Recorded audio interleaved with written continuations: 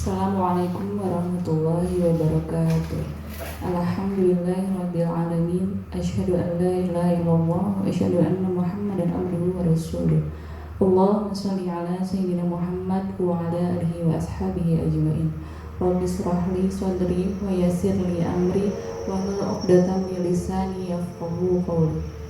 Anak-anakku sekalian, alhamdulillah kita masih diberikan kesempatan untuk menikmati bulan suci Ramadan yang penuh berkah ini.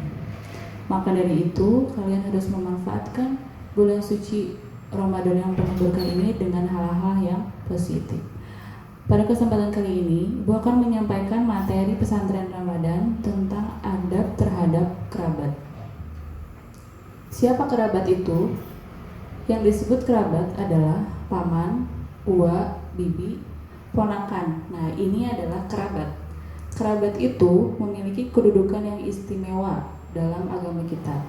Di antara ayat yang memerintahkan kita berbuat baik dan berakhlak mulia kepada kerabat terdapat dalam Quran surat An-Nisa ayat 36. Silakan kalian baca lalu cantumkan di dalam resume tugas yang nanti akan ditugaskan.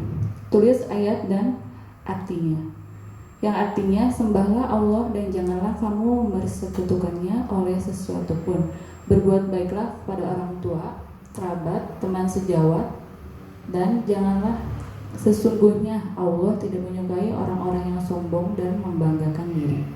Lalu kemudian juga di antara motivasi yang disampaikan oleh Nabi Muhammad SAW agar kita berakhlak mulia kepada kerabat kita, sebagaimana disabdakan oleh Nabi Muhammad SAW dalam sebuah hadis yang diriwayatkan oleh Imam At-Tirmidzi dan beliau menyatakan hadis ini hasan.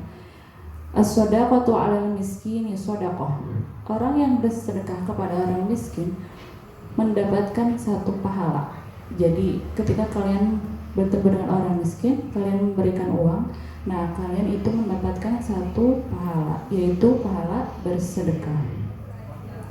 Padahal wahiyya 'ala dirrahimi sintan shadaqatu wasilah.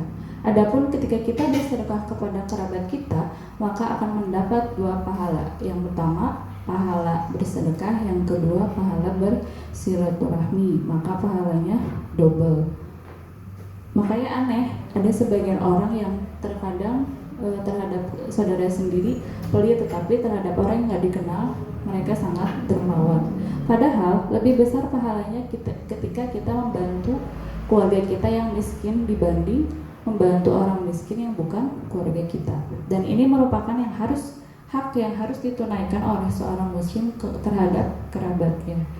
Bukan hanya itu, Nabi Muhammad SAW mengajarkan kerabat itu harus kita sambung sekalipun dia memutuskan tali silaturahminya. Nah, inilah hakikat silaturahmi yang sebenarnya. Rasulullah SAW bersabda, "Laisa al-wasilul bil mukafi." Silaturahmi yang sebenarnya itu bukan menyambung silaturahmi kerabat yang menyambung hubungan dengan kita. Contoh, kakak kita berbuat baik kepada kita, lalu kita berbuat baik pula kepadanya. Lalu kakak kita memberikan pinjaman uang, kita pun siap kapanpun dia meminjam uang. Nah, itu bagus. Tetapi sejatinya silaturahmi yang sesungguhnya bukan seperti itu. Nabi SAW bersabda, "Walakin al-wasilul ladzi idza quti'at rahimuhu wa shalaha."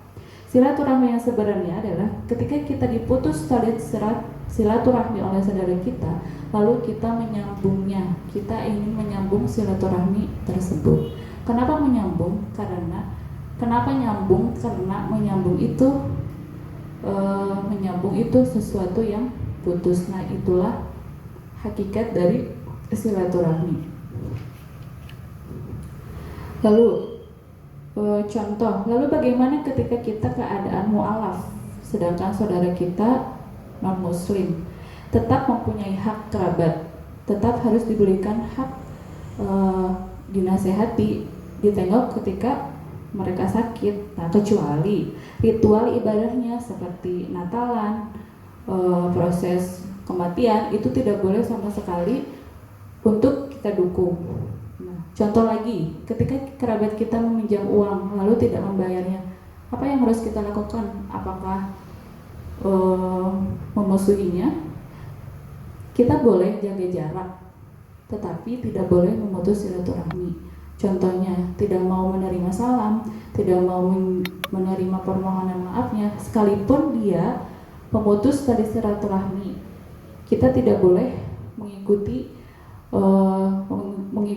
memutus tali silaturahmi juga. Tetap kita menjawab salam ketika dia memberikan salam, lalu menerima permohonan maaf.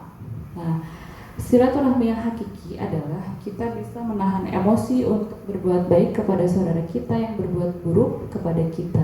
Itu silaturahmi yang hakiki menurut Nabi Muhammad SAW. Anak-anakku, cukup sekian materi yang Ibu sampaikan dalam kesempatan ini. Semoga bermanfaat. Kurang lebihnya mohon maaf. Wallahu muwaffiq ila aqwamit thoriq. Assalamualaikum warahmatullahi wabarakatuh.